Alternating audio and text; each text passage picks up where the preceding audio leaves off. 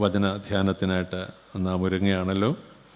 അതിന് ഇന്ന് പാഠഭാഗമായി വായിച്ച വിശുദ്ധ ലൂക്കോസ് എഴുതിയ സുവിശേഷം 15-ാം അധ്യായത്തിൻ്റെ 11 മുതലുള്ള വാക്യങ്ങളാണ് വായിച്ചതെങ്കിലും 2 വാക്യങ്ങൾ 18, 19 വാക്യങ്ങൾ, ഒരു വാക്യം കൂടെ വായിക്കാം, 3 വാക്യങ്ങൾ ചേർത്ത് നമുക്ക് വായിക്കാം. The Gospel according to Saint Luke chapter 15 verses 18 to 20. ഞാൻ എഴുന്നേറ്റ് അപ്പൻ്റെ അടുക്കൽ ചെന്ന് അവനോട്, അപ്പാ, ഞാൻ സ്വർഗത്തോടും നിന്നോടും പാപം ചെയ്തിരിക്കുന്നു. ഇനി നിൻ്റെ മകൻ എന്ന പേരിന് ഞാൻ യോഗ്യനല്ല.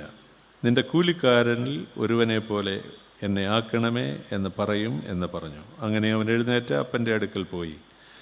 ദൂരത്തുനിന്ന് തന്നെ അപ്പൻ അവനെ കണ്ടു. മനസ്സലിഞ്ഞ് ഓടിച്ചെന്ന് അവൻ്റെ കഴുത്ത് കെട്ടിപ്പിടിച്ച് അവനെ ചുംബിച്ചു. പ്രാർത്ഥിക്കാം. വീശുകായി തോട്ടത്തിനുള്ളിൽ ജീവയാവി പകർന്നിടുവാൻ, വീശുകായി തോട്ടത്തിനുള്ളിൽ ജീവയാവി പകർന്നിടുവാൻ, ജീവനുള്ള പാട്ടുപാടുവാൻ, സാക്ഷി ചൊല്ലുവാൻ, ദൂതറിയിപ്പാൻ, സഭയുണരുവാൻ, ജീവനുള്ള പാട്ടുപാടുവാൻ, സാക്ഷി ചൊല്ലുവാൻ, ദൂതറിയിപ്പാൻ, സഭയുണരുവാൻ, ശാലേം രാജൻ വരുന്നൊരു ധ്വനികൾ ദേശമെങ്ങും മുഴങ്ങിടുന്നു. നമ്മുടെ ശാലേം രാജൻ വരുന്നൊരു ധ്വനികൾ ദേശമെങ്ങും മുഴങ്ങിടുന്നു. ഞങ്ങളുടെ പിതാക്കന്മാരായ അബ്രഹാമിൻ്റെയും ഇസഹാക്കിൻ്റെയും യാക്കോബിൻ്റെയും ജോസഫിൻ്റെയും ഞങ്ങളുടെ മാതാപിതാക്കന്മാരുടെയും ഞങ്ങളുടെയും ഞങ്ങളുടെ തലമുറകളുടെയും ദൈവമേ, സ്വർഗീയ പിതാവേ, പരിശുദ്ധമായ ഈ മണ്ണിൽ 72ാമത് കൺവെൻഷൻ 2ാം ദിനം സന്ധ്യ, ദൈവമേ, ഭക്തിയാദരവോടെ നിന്നിൽ ആശ്രയിച്ച് വചന കേൾവിക്കായി ഒരുങ്ങി വന്നിരിക്കുന്ന എല്ലാ പ്രിയപ്പെട്ടവരെയും ഞങ്ങൾ പ്രായഭേദമെന്നെ ഓർക്കുന്നു. കഴിഞ്ഞ രാത്രിയിൽ ഞങ്ങളോട് സംസാരിച്ച ദൈവമേ, ഈ രാത്രിയിൽ ഞങ്ങളോട് സംസാരിക്കണമേ. ഞങ്ങളുടെ അഭിനന്ദ തിരുമേനിക്ക് വേണ്ടി, വൈദികർക്ക് വേണ്ടി, സുവിശേഷകർക്ക് വേണ്ടി, ദൈവജനത്തിന് വേണ്ടി, ഈ കൺവെൻഷൻ്റെ ചുക്കാൻ പിടിക്കുന്ന എല്ലാ മക്കൾക്ക് വേണ്ടി ഞങ്ങൾ പ്രാർത്ഥിക്കുന്നു. ഈ രാത്രിയിലും ഞങ്ങളോട് സംസാരിക്കുമ്പോൾ എന്താകുന്നു ഞങ്ങളെ ബോധ്യപ്പെടുത്തേണ്ടത്? ആ ബോധ്യപ്പെടലുകളോടുകൂടെ കർത്താവെ, വചനത്തെ കാണുന്നതിനും സ്വീകരിക്കുന്നതിനും ഏറ്റവും നിറവോടും അനുഗ്രഹത്തോടും ഞങ്ങളുടെ കുരകളിലേക്ക് മടങ്ങുന്നതിനും ഞങ്ങളുടെ ജീവിതം മുഴുവൻ അങ്ങയ്ക്ക് പ്രസാദവും പ്രയോജനകരവുമായി തീരുവാൻ സഹായിക്കുകയും ചെയ്യണമേ. വചനം സംസാരിപ്പാൻ അടിയനെ സഹായിച്ചുകൊണ്ടിരിക്കണമേ. യേശു കർത്താവിൻ നാമത്തിൽ പ്രാർത്ഥിക്കുന്നു. കൃപയുണ്ടായി ഈ പ്രാർത്ഥനയും കേൾക്കണമേ. ആമേൻ, ആമേൻ. 2001 സെപ്റ്റംബർ മാസം 11-ാം തീയതി ഇന്ത്യൻ സ്റ്റാൻഡേർഡ് ടൈം വൈകിട്ട് 5:44 ന്യൂയോർക്ക് നഗരത്തിലെ പ്രസിദ്ധമായ വേൾഡ് ട്രേഡ് സെൻ്ററിൽ ഭീകരമായ ബോംബ് സ്ഫോടനം. ഭീകരപ്രവർത്തകർ വരുത്തിവെച്ച നാശനഷ്ടം ഭയങ്കരമാണ്.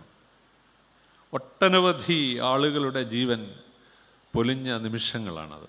ആ ദിനം, ആ സമയം, കോടിക്കണക്കിന് നഷ്ടം.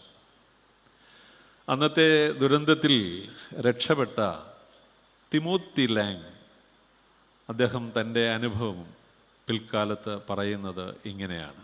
കഷ്ടിച്ച് രക്ഷപ്പെട്ടതാണ്. വാൾ സ്ട്രീറ്റിലെ ഷെയർ ബിസിനസ്സിലേക്ക് ആകൃഷ്ടനായ അയാൾ പറയുന്നു, ഞാൻ കോടികളുടെ അധിപനായിരുന്നു, ഇപ്പോഴും അങ്ങനെയാണ്. എനിക്കൊരേ ഒരു ലക്ഷ്യം മാത്രമേ ഉണ്ടായിരുന്നുള്ളൂ, പണം സമ്പാദിക്കുക.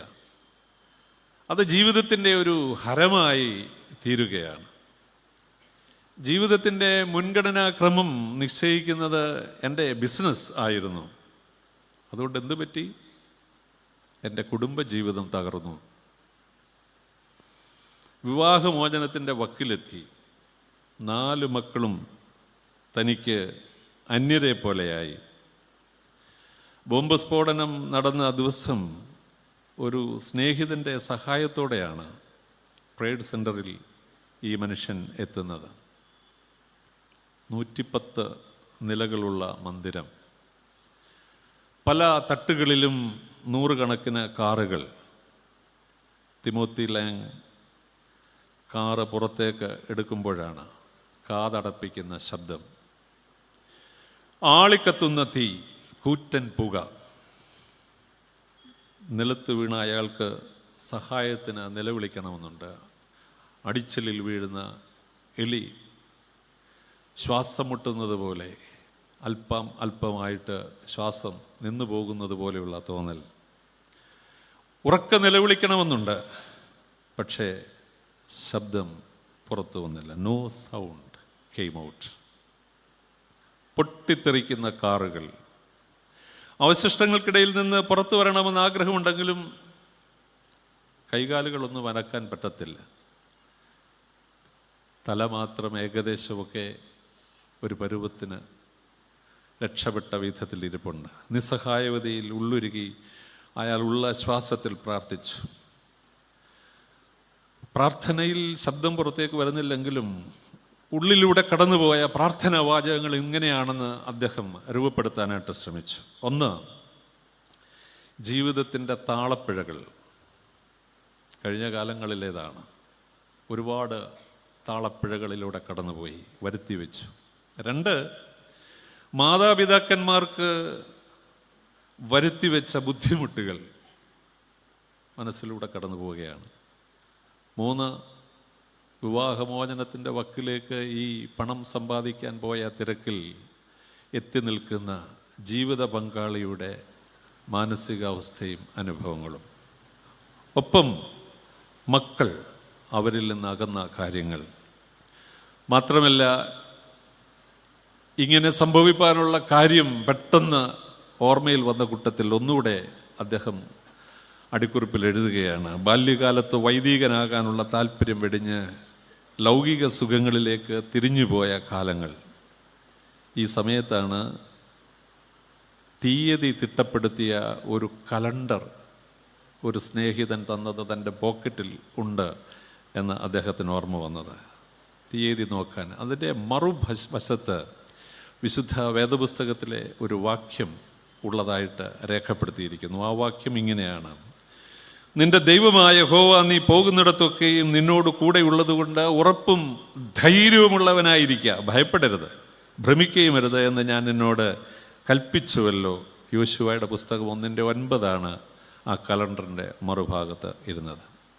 അങ്ങനെ ചിന്തിച്ച് ധൈര്യപ്പെടുവാൻ ശ്രമിക്കുമ്പോൾ രക്ഷാപ്രവർത്തകർ വിളിച്ച് ചോദിക്കുന്നു, ഈസ് എനിവൺ ഹിയർ? ആരെങ്കിലും ഇവിടെയുണ്ടോ? രക്ഷപ്പെടാൻ തക്ക വിധത്തിൽ ഞങ്ങളുടെ സഹായം ആരെങ്കിലും? Yes, there is one here. ഇവിടെ ഒരാളുണ്ട്. പക്ഷേ അപ്പോഴും ശബ്ദം പുറത്തു വരുന്നില്ല. അപ്പോഴാണ് ദൈവഹിതം പോലെ ഒരാൾ അയച്ചതുപോലെ ഈ കൈപ്പത്തി മാത്രം, വിരൽ മാത്രം ലേശം ലേശം അനങ്ങുന്ന വിധത്തിൽ ആ വിരലിൻ്റെ ഇറമ്പിലൂടെ ഒരു മനുഷ്യൻ നടന്നു പോവുകയാണ്. ഉള്ള ശബ്ദത്തിൽ, കിട്ടാവുന്ന ശബ്ദത്തിൽ തട്ടി ശ്രദ്ധിക്കും ആ മനുഷ്യൻ. മറ്റു രക്ഷാപ്രവർത്തകരെ വിളിച്ചവിടെ നിന്ന് ഈ മനുഷ്യനെ ഹോസ്പിറ്റലിലേക്ക് എത്തിക്കുന്നു. അയാൾ ആശുപത്രിയിലെത്തുന്നു. ദുരന്ത മേഖലകളിൽ നിന്ന് അയാൾ ശാന്തമായപ്പോൾ അയാളെടുത്ത തീരുമാനങ്ങളിൽ പ്രധാനപ്പെട്ട തീരുമാനങ്ങൾ എന്താണെന്ന് ചോദിച്ചത് ഈ വർഷത്തെ കുടുംബവർഷമായി ഓർക്കുന്ന വിഷയത്തോട് കോർത്തിണക്കാൻ പറ്റിയതുകൊണ്ടാണ് ഞാനിത് പ്രാരംഭത്തിൽ പങ്കുവയ്ക്കുവാൻ ആഗ്രഹിച്ചത്. 1, അദ്ദേഹം എടുത്ത തീരുമാനം, അത് നമുക്കും വളരെ പ്രധാനമാണ്. അറ്റുപോയ ബന്ധങ്ങൾ ഞാൻ പുനഃസ്ഥാപിക്കും. Restore broken relationship. എവിടെയൊക്കെ ബന്ധങ്ങൾ അറ്റുപോയോ അത് ഞാൻ വീട്ടിൽ ചെന്നാൽ ആരംഭിക്കും. 2, ദൈവവുമായുള്ള ബന്ധം ഞാൻ ഇന്ന് വരെയുള്ളതിനേക്കാൾ ഏറെ ശക്തിപ്പെടുത്തും. 3, മാതാപിതാക്കന്മാരോടുള്ള എൻ്റെ ബന്ധം അത് ആരോഗ്യപരമായ നിലവാരം ഞാൻ ഇന്നു മുതൽ പുലർത്തും. 4, ജീവിത പങ്കാളിയോടും മക്കളോടുമുള്ള ബന്ധം. ഇങ്ങനെ ഒരുപാട് കാര്യങ്ങൾ താഴെ അദ്ദേഹം രേഖപ്പെടുത്തിയിട്ടുണ്ട്. കർത്താവിൽ പ്രിയപ്പെട്ടവരെ, ഈ വചന കൂടാരത്തിൻ്റെ തണലിൽ നമ്മൾ ഈ 7-8 ദിവസങ്ങൾ ഒരുമിച്ച് കൂടുമ്പോൾ കഴിഞ്ഞ രാത്രിയിൽ ചിന്തിച്ച അതേ ചിന്താവിഷയം തിരിച്ചറിവിലൂടെയുള്ള ഒരു തിരിച്ചുവരവ്, റിട്ടേൺ ത്രൂ റിയലൈസേഷൻ. അതാണ് എനിക്ക് ഈ വിഷയത്തോട് ഇന്ന് രാത്രിയിലും സംസാരിക്കാനായിട്ടുള്ളത്. വിശുദ്ധ ലൂക്കോസ് എഴുതിയ സുവിശേഷം 15-ാമത്തെ അധ്യായത്തെ a little Bible in the Bible എന്നാണല്ലോ വിശേഷിപ്പിച്ചിരിക്കുന്നത്. ഈ അധ്യായം മൊത്തമായി ശ്രദ്ധിച്ചാൽ, ആദ്യം മുതൽ ശ്രദ്ധിച്ചാൽ 3 നഷ്ടപ്പെടലുകളുടെ ഉപമകളായിട്ടാണ് വിശദീകരിക്കാനായിട്ട് ശ്രമിക്കുന്നത്. പരിചയമുള്ള വേദഭാഗമായതുകൊണ്ട് അതൊന്നും പങ്കുവയ്ക്കേണ്ട കാര്യമില്ല.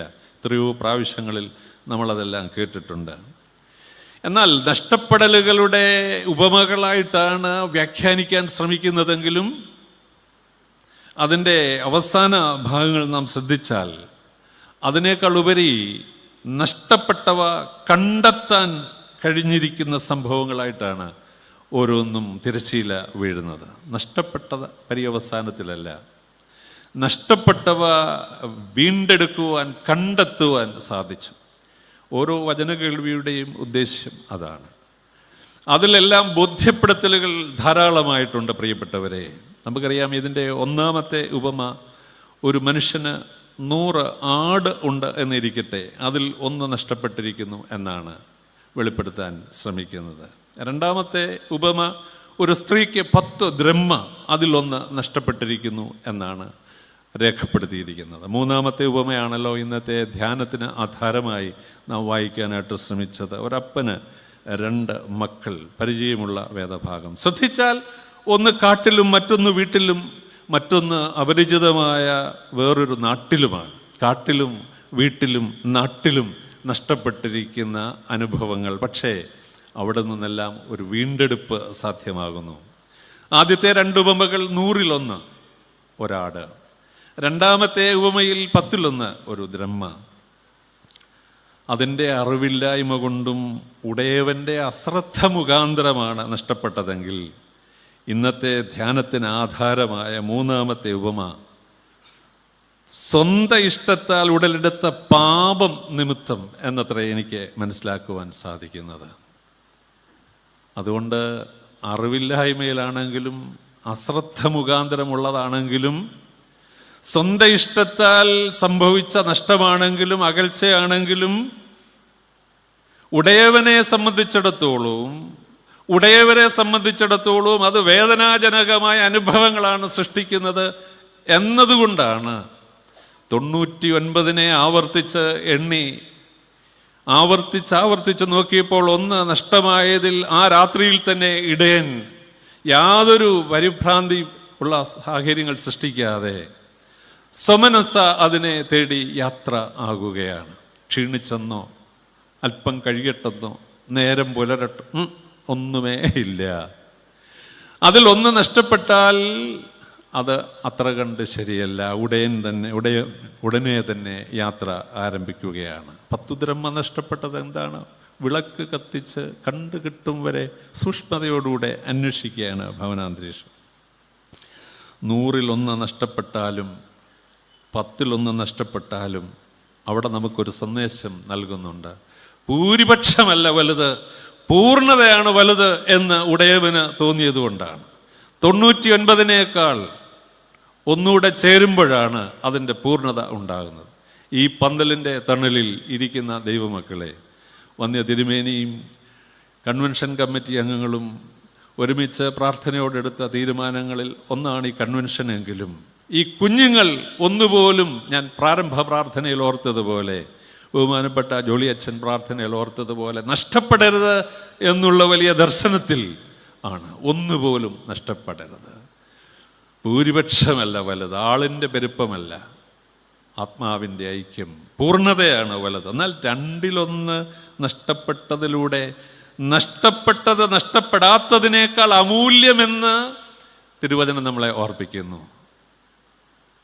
നഷ്ടപ്പെട്ടത് നഷ്ടപ്പെടാത്തതിനേക്കാൾ അമൂല്യം. കാത്തു നിൽക്കുക, വരും കാലം വരെയും കാത്തു നിൽക്കുകയാണ്. കണ്ണിൻ്റെ കാഴ്ച പോയിരുന്നാലും, ജീവിതത്തിൻ്റെ സാഹചര്യങ്ങൾ പ്രതികൂലങ്ങൾ സൃഷ്ടിച്ച് കഴിഞ്ഞ രാത്രിയിൽ കേട്ടതുപോലെ രൂപം കെട്ട അനുഭവങ്ങളിലേക്ക് പിതാവ് വന്നിരുന്നാലും വരുമെന്നുള്ള പ്രതീക്ഷയോടെ കാത്തു നിൽക്കുകയാണ്. ഈ വേദഭാഗത്തെ സാധാരണ വിശേഷിപ്പിച്ചിരിക്കുന്നത് മുടിയൻ പുത്രൻ, പരിഹസിച്ച് വിളിക്കുന്ന ഒരു വിളിയായിട്ട് എനിക്ക് തോന്നി. അങ്ങനെയാണെങ്കിൽ മറ്റ് രണ്ട് ഉപമകൾക്കും മുടിഞ്ഞ ആടെന്നും മുടിഞ്ഞ ദ്രമയെന്നും പേരിടണമായിരുന്നു. അങ്ങനെ പേരിട്ടില്ല. അതുകൊണ്ട് ഒരു പരിഹാസത്തിലുള്ള വിളിയായിട്ടാണ് എനിക്ക് തോന്നുന്നത്. എന്നാൽ ഒരു ധാരാളിയായ ധൂർത്തപുത്രൻ്റെ കഥ, ധാരാളിയായ സ്നേഹത്തിൻ്റെ ആ നീർച്ചാലുകളിൽ ഒഴുക്കുവാൻ നിൽക്കുന്ന ഒരു പിതാവിൻ്റെ ജീവിതത്തിൻ്റെ അനുഭവം എന്ന് ഞാൻ ഈ വേദഭാഗത്തെ നിങ്ങളോട് ചേർന്ന് കാണുകയാണ്. 12-ാമത്തെ വാക്യം ശ്രദ്ധിച്ചാൽ, അവൻ ഇളയ മകൻ പിതാവിൻ്റെ അരികിൽ ചെന്ന് പറയുന്നത് ഇപ്രകാരമാണ്. നിങ്ങൾ വേദപുസ്തകം കൊണ്ടുവന്നിട്ടുള്ളവർ കൈ ഉയർത്തണമെന്നൊന്നും ഞാൻ പറയുന്നില്ല. പക്ഷേ കഴിഞ്ഞ രാത്രിയിൽ നമ്മളുടെ വന്യ തിരുമേനി ഓർപ്പിച്ചതുപോലെ കർത്താവിൻ്റെ സന്നിധിയിൽ വചനം പഠിക്കുവാൻ ആരാധനയ്ക്കായിട്ടൊക്കെ വരുമ്പോൾ വെറും കൈയോടെ വരാൻ പാടില്ല. അത് വളരെ നിർബന്ധമാണ്. വെറും കൈയോടെ വന്നാൽ ആ വിധത്തിൽ മാത്രമേ നമുക്ക് മടങ്ങുവാനായിട്ട് സാധിക്കുകയുള്ളൂ. അതുകൊണ്ട് നിങ്ങൾ എൻ്റെ കൂടെ ഈ വേദഭാഗം ഫോളോ ചെയ്യാനായിട്ട് ശ്രമിക്കണം. അവൻ പറയുന്നു, വസ്തുവിൽ എനിക്ക് വരേണ്ടുന്ന പങ്ക് തരണമേ. Give me my due share in the property. എനിക്ക് വരേണ്ടുന്ന വസ്തുവിലെ പങ്ക് തരണം. എന്നാൽ ആ വേദഭാഗം നിങ്ങൾ സൂക്ഷ്മതയോടെ ശ്രദ്ധിച്ചാൽ അവൻ ചോദിച്ച പ്രകാരം വസ്തുവല്ല പകുത്തു കൊടുത്തത് എന്നാണ്, മുതൽ പകുത്തു കൊടുത്തു എന്നാണ് എഴുതിയിരിക്കുന്നത്. He divided his living between them എന്നുള്ളത്. വസ്തു മാത്രമല്ല പകുത്തു കൊടുത്തത്, മുതൽ പകുത്തു കൊടുത്തു. എന്താണ് അതിൻ്റെ അർത്ഥം?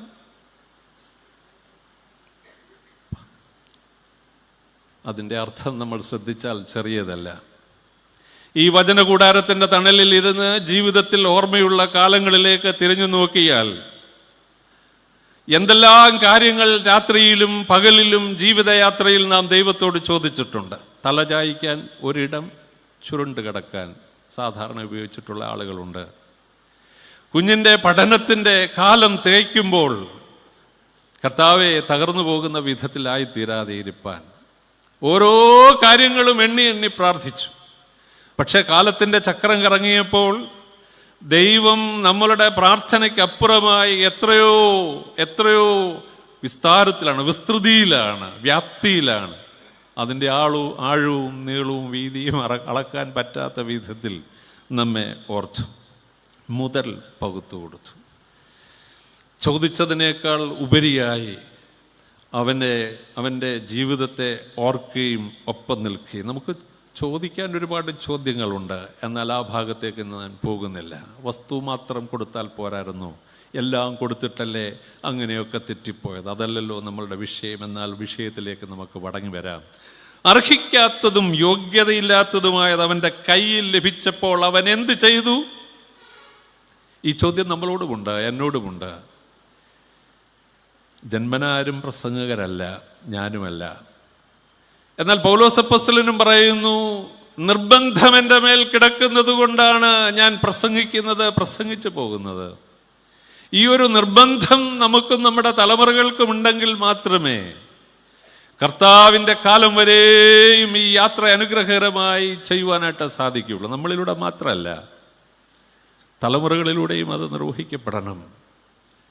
യോഗ്യതയും അർഹതയും ഇല്ലാതിരിക്കുന്ന നമ്മളുടെ കരങ്ങളിൽ എന്തെല്ലാം സാധ്യതകൾ നൽകി.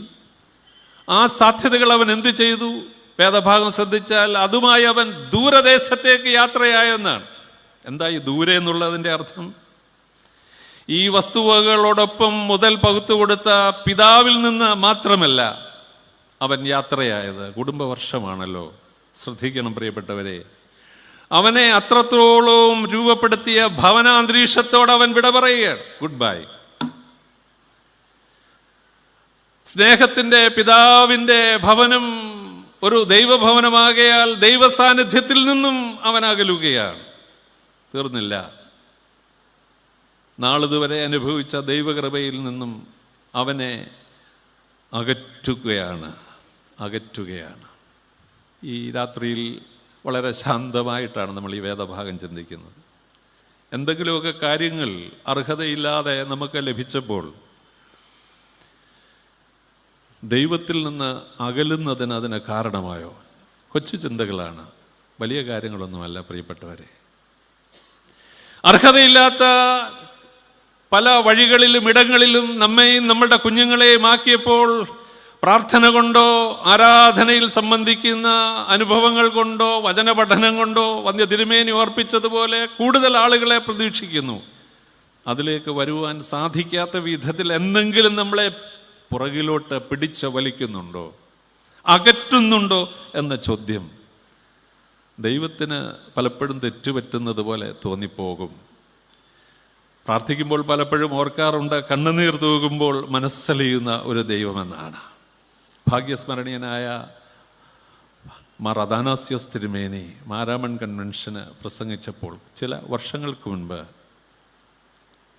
നന്നായി വെള്ളിയാഴ്ച ശക്തമായി പ്രഭാഷണം നടത്തുന്നത് നമ്മളുടെ ഓർമ്മയിലുണ്ടല്ലോ.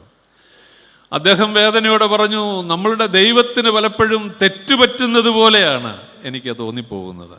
തിരുമേനി അതിനെ വിശദീകരിക്കുന്നുണ്ട്. ആരാധന തുടങ്ങുന്നതിന് അരമണിക്കൂർ മുമ്പെങ്കിലും പള്ളിയിൽ വന്നിരുന്ന് ശാന്തമായി പ്രാർത്ഥിച്ച പിതാവ് ഇപ്പോൾ ഏവൻഗേലിയോൻ വായിച്ചിരുന്ന സമയത്ത് പോലും എത്താറില്ല. എത്തും, അതെല്ലാം കഴിഞ്ഞതിന് ശേഷം. തിരുമേനി പറയുന്നു, ചോദിച്ചപ്പോൾ എന്തേ മുൻകാലങ്ങളെക്കാൾ വ്യത്യസ്തമായി വൈകുന്നത് എന്ന് ആ പിതാവിനോട് ചോദിച്ചപ്പോൾ അദ്ദേഹം പറഞ്ഞു പോലും, കുറ്റിയും കൊളുത്തുമൊക്കെ ഇട്ട് വന്നപ്പോൾ ഇത്രയായി, കുറ്റിയും കൊളുത്തുമൊക്കെ വിട്ട് വന്നപ്പോൾ ഇത്രയുമായി. ഇവിടെ ഇരിക്കുന്ന എല്ലാവരും ജനിച്ചപ്പോൾ തന്നെ മണിമാളികയിലാണ് ജനിച്ചതും ജീവിച്ചതെന്ന് ഞാൻ വിശ്വസിക്കുന്നില്ല. കുഞ്ഞുങ്ങളുടെ കാലത്തൊക്കെ ആ സൗഭാഗ്യങ്ങൾ അനുഭവിക്കുന്നുണ്ടാകും. നമ്മളുടെ മാതാപിതാക്കന്മാരുടെ മുൻ തലമുറകളുടെ ജീവിതാനുഭവങ്ങൾ പരമാർത്ഥമായി വചനത്തോടുള്ള ബന്ധത്തിൽ തട്ടിച്ചു നോക്കിയാൽ, കോർത്തിണക്കി വായിച്ചാൽ, കുറ്റിയും കൊളുത്തുമൊന്നും ഇടാനില്ലാതിരുന്ന കാലമുണ്ടായിരുന്നു. ശരിയോ തെറ്റോ? am I correct or not? Yes, തലയാട്ടുന്നവരുണ്ട്. കുറ്റിയും കൊളുത്തും ഇടാൻ പൂർണ്ണമായി ഇല്ലാതിരുന്ന കാലങ്ങളുണ്ടായിരുന്നു. ഉള്ള സൗകര്യങ്ങളിൽ സംതൃപ്തമായി ഓലവാലയുള്ള മുടികൾ തട്ടി ക്ഷീണിതരായ മാതാപിതാക്കന്മാരൊക്കെ ഉണ്ടെങ്കിൽ അവരെ ഒന്ന് ക്രമപ്പെടുത്തി എത്രയോ ആളുകൾ ആരാധനയിൽ പുറകിൽ വന്നിരുന്ന് കണ്ണുനീരോടെ പ്രാർത്ഥിച്ചിട്ടുണ്ട്. തലയിൽ നിന്ന് നനവ് തട്ടി വഴിയിൽ കളഞ്ഞ് വരുമ്പോഴും ഉപവാസ പ്രാർത്ഥനയിൽ ഞാൻ ശ്രദ്ധിച്ചിട്ടുണ്ട്. 2-3 ബെഞ്ചുകൾക്ക് പുറകിലിരുന്നാണ് മധ്യസ്ഥ പ്രാർത്ഥനയിൽ കണ്ണുനീരോടെ, ഈ നനവിൻ്റെ കൂടെ ഒഴുകുന്ന കണ്ണുനീർ. അവരുടെ കണ്ണുനീരൊക്കെ വറ്റിപ്പോയോ? ആ നിലത്ത് വീണു വരണ്ടുപോയോ? ഇല്ല, അതെല്ലാം സ്വർഗത്തിലെ ദൈവം തമ്പുരാന്റെ കരങ്ങളിൽ കൃത്യതയിലെത്തി എന്നുള്ളതാണ്. അവരുടെ കുഞ്ഞുങ്ങളെയൊക്കെ ദൈവം മാനിച്ചു, അർഹിക്കാത്ത വിധത്തിൽ ദൈവം ഉയർത്തി. കുറ്റിയും കൊളുത്തുമൊന്നും ഇടാനില്ലാതിരുന്ന കാലങ്ങളിൽ നിന്ന് ഒരു വിധത്തിലും സ്വസ്ഥത ലഭിക്കാത്ത വിധത്തിൽ എല്ലാം ആക്കി തീർത്തു. ദൈവത്തിന് തെറ്റുപറ്റിയോ? ഇത്രയും ആളുകൾ വന്നവർക്ക് 1000 നന്ദി ദൈവസന്നിധിയിൽ അർപ്പിക്കുകയാണ്. വിശാലമായ പ്രദേശമാണ്. ഞായറാഴ്ച എത്രയോ ആളുകൾ വരാനായിട്ടിരിക്കുന്നു. എന്നാൽ ഇങ്ങനെയുള്ള സംവിധാനങ്ങളുള്ളതുകൊണ്ട് നമുക്ക് ഇരുന്ന് കേൾക്കാം.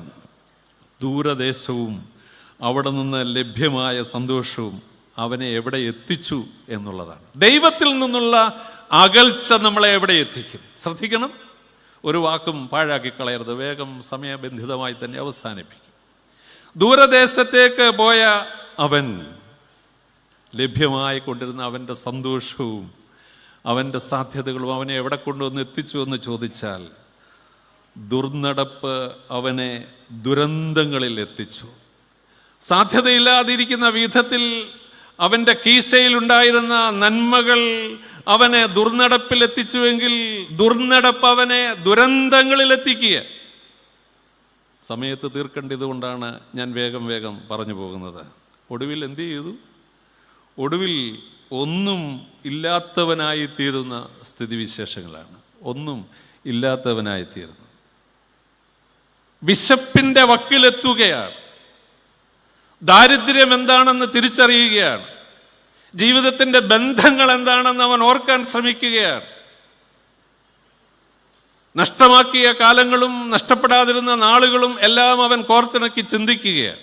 ഈ പന്തലിൻ്റെ കീഴിലിരിക്കുമ്പോൾ ഓർക്കണം, അവൻ്റെ കീശയിൽ ATM കാർഡ് പോലെ ഈ വിരലുകൾ ഇടുമ്പോൾ തന്നെ സാധ്യതകളുണ്ടായിരുന്നു. അവൻ പറയുന്നത് കേൾക്കാനും ഒപ്പം നിൽക്കുവാനും കയ്യെത്താ ദൂരത്ത് തന്നെ, എത്തുന്ന ദൂരത്ത് തന്നെ, എത്താത്ത ദൂരത്തല്ല, എത്തുന്ന ദൂരത്ത് തന്നെ സ്നേഹിതരുണ്ടായിരുന്നു. എന്നാൽ തോട്ടിലെ വെള്ളം വറ്റുന്നത് പോലെ, കിണറ്റിലെ വെള്ളം വറ്റുന്നത് പോലെ, ആറ്റിലെ വെള്ളം വറ്റുന്നത് പോലെ ഓരോ ദിവസവും ചോർന്നുകൊണ്ടേയിരുന്നു. അങ്ങനെ നാളുകൾ കഴിഞ്ഞു.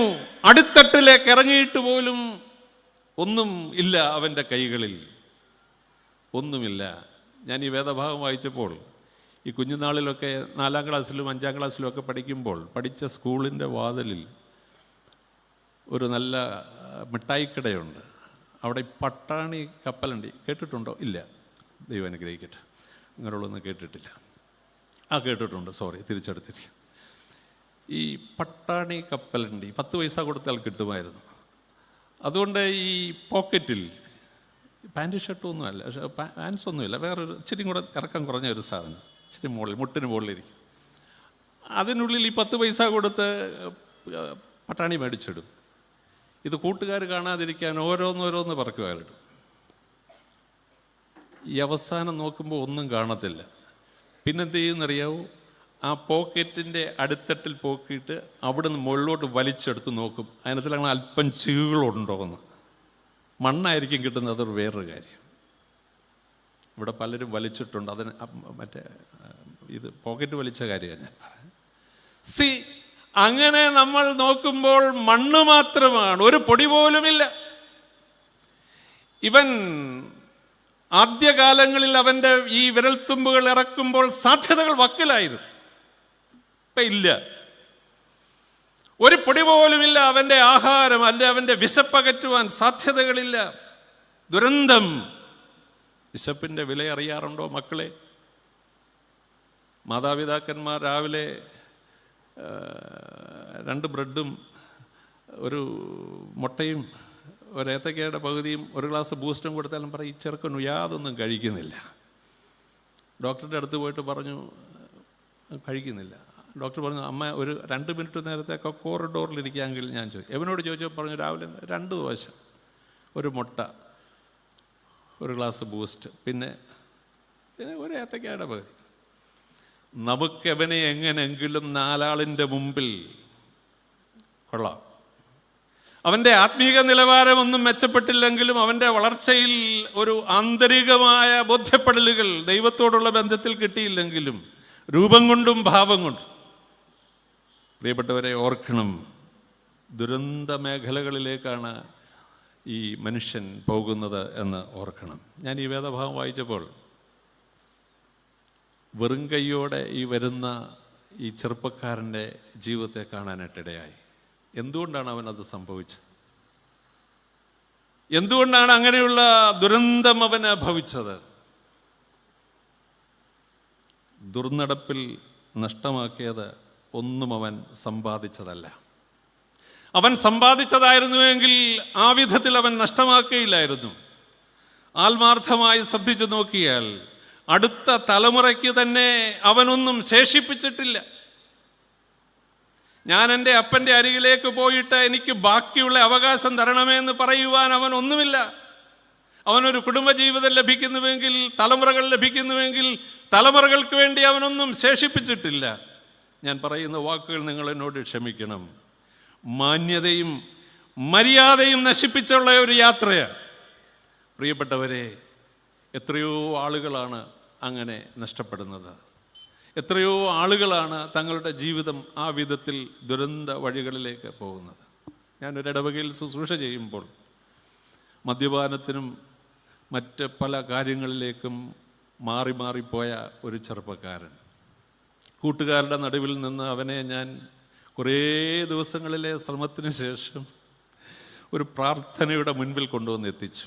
കുറേ ശ്രമിച്ചതിന് ശേഷം അവൻ അന്നത്തെ ദിവസം എഴുന്നേറ്റ് നിന്ന് ആ ഉപവാസ പ്രാർത്ഥനയിൽ പറഞ്ഞു, ഞാൻ ഇന്നു മുതൽ എൻ്റെ കർത്താവിൻ്റെ വഴികളിൽ മാത്രമേ നടക്കുകയുള്ളൂ. ആരുടെ വഴിയില? എൻ്റെ കർത്താവിൻ്റെ വഴിയിൽ കൂടെ നടക്കും. അവൻ കണ്ണുനീരോടെ പ്രാർത്ഥിച്ചു. അവൻ്റെ അമ്മ ദൈവത്തിന് മുട്ടുകാലിൽ നിന്ന് സ്തോത്രം ചെയ്തു. എൻ്റെ കുഞ്ഞിനങ്ങനെ പറയുവാനായിട്ടിടയായി. ഒരുപക്ഷെ നിങ്ങൾക്കറിയാം, ഈ സ്ഥലത്തിനോട് അടുത്താണ് ഒടുവിൽ അവർ വന്ന് താമസിച്ചത്. എന്നാൽ ഒരാഴ്ച അവൻ അങ്ങനെ പ്രാർത്ഥനയിലും ആരാധനയിലും ഒക്കെ സംബന്ധിച്ച് വീണ്ടും അവൻ ടൗണിലേക്ക് പോയപ്പോൾ അവൻ്റെ കൂട്ടുകാർ പറഞ്ഞു, സ്നേഹിത, പേര് പറയുന്നില്ല, നീ ഒരു ഉപദേശിയായി തീർന്നുവെന്ന് അറിയുന്നു. നാളെ മുതൽ നീ ഏത് മിഷൻ ഫീൽഡിലേക്കാണ് പോകുന്നത്? പിച്ച വെച്ച് നടക്കാൻ തുടങ്ങിയതേ ഉള്ളൂ. അവനെ ഏതെല്ലാം വിധത്തിൽ ആ വഴികളിൽ നിന്ന് തിരിക്കാമോ, പ്രോത്സാഹിപ്പിക്കുകയല്ല, തിരിക്കാമോ ആ ശ്രമങ്ങളൊക്കെ. കാരണം കൂട്ടത്തിലൊന്ന് അവരുടേത് നഷ്ടപ്പെടുകയാണ്, ആ ഗ്രൂപ്പിൻ്റെ പ്രധാനി നഷ്ടപ്പെടുകയാണ്. നഷ്ടപ്പെട്ടാൽ അവസാനിക്കും. അവർ പറഞ്ഞ വാക്കുകൾ അവൻ്റെ മനസ്സിൽ വല്ലാതെ ഭാരപ്പെടുത്തി. അവൻ അന്ന് മൂക്കുമുട്ട കുടിച്ചു. ഏതാണ്ട് ഒരു 3.5 മാസം കഴിഞ്ഞപ്പോൾ, ഇന്നലെ രാത്രിയിൽ ഞാൻ പറഞ്ഞതുപോലെ, അവൻ്റെ ജീവിതം അവൻ വേണ്ടാന്ന് വെച്ചു. ദുർനടപ്പുകൾ ദുരന്തങ്ങളിലേക്ക് നയിക്കും. പ്രിയപ്പെട്ടവരെ, ഈ വചനകൂടാരത്തിൻ്റെ തണലിൽ നാം ഇരിക്കുമ്പോൾ നമുക്ക് ഈ വചനം കേട്ട് മടങ്ങുകയല്ല. എൻ്റെ ഹൃദയത്തിൻ്റെ വേദന ഞാൻ നിങ്ങളോട് പറയുകയാണ്. ഈ വചനം കേട്ട് മടങ്ങുകയല്ല. എന്നോട് എന്തെങ്കിലും ദൈവം സംസാരിക്കുന്നുവെങ്കിൽ അത് ഏറ്റെടുക്കുവാൻ കഴിയുകയാണ്. ഞാനിതുപോലെ ഒരു വലിയ കൺവെൻഷന് കുറേ നാളുകൾക്ക് മുൻപ് കൊയറിനായി വൈദികരെ പോലെ നേതൃത്വം നൽകി അങ്ങനെ നിൽക്കുമ്പോൾ ഒരമ്മ പ്രാരംഭ പ്രാർത്ഥനയിൽ ഇങ്ങനെയാണ് ഓർപ്പിച്ചത്. മുട്ടുമടക്കി തലയിൽ അമ്മയുടെ ആ നേരിയത് മടക്കി കെട്ടിയിട്ട് മുട്ടുമടക്കി വേദപുസ്തകം മുൻപിൽ വെച്ചുകൊണ്ട് 2 കരങ്ങൾ ഉയർത്തി ആ പന്തലിൻ്റെ നടുവിൽ നിന്നുകൊണ്ട് അമ്മ പ്രാർത്ഥിച്ച പ്രാർത്ഥന, that was the most memorable words in my life. ഒരിക്കലും മറക്കാനാകാത്ത വേർഡ്. കർത്താവേ, എഴുതപ്പെട്ട വചനത്തിനപ്പുറമായി പരിശുദ്ധാത്മാവിൽ ഇന്ന് ഞങ്ങളുടെ ജീവിതത്തിൻ്റെ രൂപാന്തരത്തിന് വേണ്ടി ഞങ്ങളോട് സംസാരിക്കണം. വചനം നീ എഴുതാ പരിശുദ്ധാത്മാവിൽ നൽകിയിട്ടുണ്ട്. അതിനപ്പുറമായുള്ള ഒരു ആത്മാവിൻ്റെ ആവാസം ഈ പന്തലിൽ ആവസിക്കണം. കൊതിയോടെ ഞാൻ വരുന്നേ തിരുമുൻപിൽ എന്ന പാട്ടുകാരൻ അത്തരണത്തിലാണ് പ്രിയപ്പെട്ടവരെ പാടിയത്. കൊതിയോടെ വന്നവരെത്ര പേരുണ്ട്? ഇന്നലെ ഞാൻ പറഞ്ഞു, കൺവെൻഷൻ പ്രോഗ്രാമിൻ്റെ ലിസ്റ്റിൽ ഉൾപ്പെടുത്താനായിട്ടുള്ളതല്ല. കൊതിയോടെ വരുന്ന ആളുകൾ, നമ്മളുടെ അമ്മമാർ, ഈ വൈദികരുടെയും സുവിശേഷകരുടെയും നമ്മളുടെ പിതാക്കന്മാരുടെയും ഇവിടെ വന്നിരിക്കുന്ന എത്രയോ വിശ്വാസ സമൂഹത്തിൽ മാതാപിതാക്കന്മാർ കൊതിയോടെ ആലയത്തോടുള്ള ബന്ധത്തിൽ ഓടി ഓടി എത്തിയവരാണ്. ഇത്രയും ആളുകൾ വന്നല്ലോ, ദൈവത്തിന് സ്തോത്രം. നമുക്കൊരു കൊതിയുണ്ടോ വചനം കേൾക്കാൻ?